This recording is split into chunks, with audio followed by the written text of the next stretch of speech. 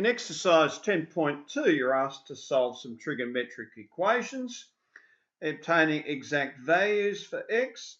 And when we do this, what we have to be cautious of is we're working with the cast diagram and that we're familiar with our symmetry properties. So theta, 2 pi minus theta, pi minus theta, and pi plus theta. Now in the first instance, the first thing you should notice from your exact table is that the sine of pi over 6 is equal to a half, of the sine of 30 is equal to a half. Now as we're working with the positive, we're working in quadrants 1 and 2.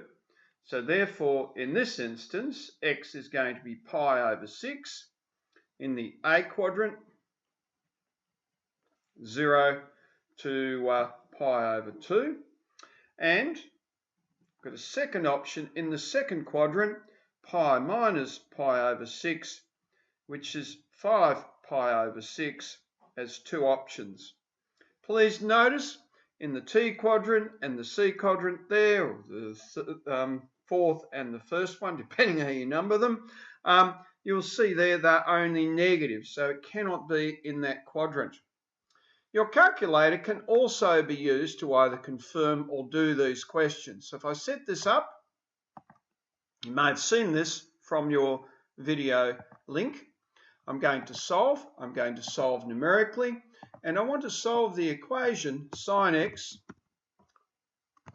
is equal to a half. I could put in type sine x, would help. I'll call it 0.5. X0, my lower value here is going to be 0, and my upper value 360, working in degrees in this instance. So working that through, I might just tweak my calculator so it is actually in degrees. It warns you, wrong argument type, it warns you that more than one solution may exist. So when we're working through that, I might have to actually fix that because I originally had it in the wrong format. So I'll have to go put brackets around my x. And we'll try that again. More solutions may exist. So you can see 30 and 150, which corresponds to the pi on 6 and the 5 pi on 6 conditions. In question 1b, you're asked to solve this equation equal to 0, and in the region 0 to 360 or 2 pi. So when I transpose that, the because of x is equal to root 3 over 2. Now, you should note from your formula sheet that's pi on 6. Now, clearly, everything in the theta region, 0 through to pi, is going to be positive there for all. So we've definitely got pi over 6. We can't consider the S quadrant or the T quadrant because only sine and tan are positive.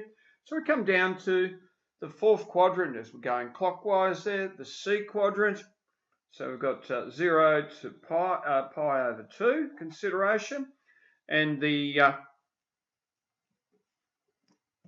3 pi on 2 to 2 pi consideration. Cos x will indeed is equal to root 3 over 2 when x is equal to 2 pi take theta, 2 pi take pi over 6, which is 11 pi over 6 as my answer. So the cast diagram, consider the conditions. This was positive. I then look at the symmetry properties in order to solve that. Having a look now at C, we've got 4 plus 4 tan x is equal to 0. So tan x is equal to minus 1. Now I've got to consider that from between 0 and negative 2 pi and 0 and 2 pi. I'll consider that first. So working clockwise, this will be a multiple of n pi on 4. Now it can't happen in that first quadrant, the A quadrant or the T quadrant. So it's going to happen when pi minus theta occurs.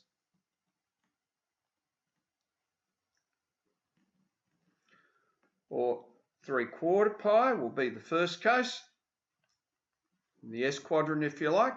It'll happen in the C quadrant.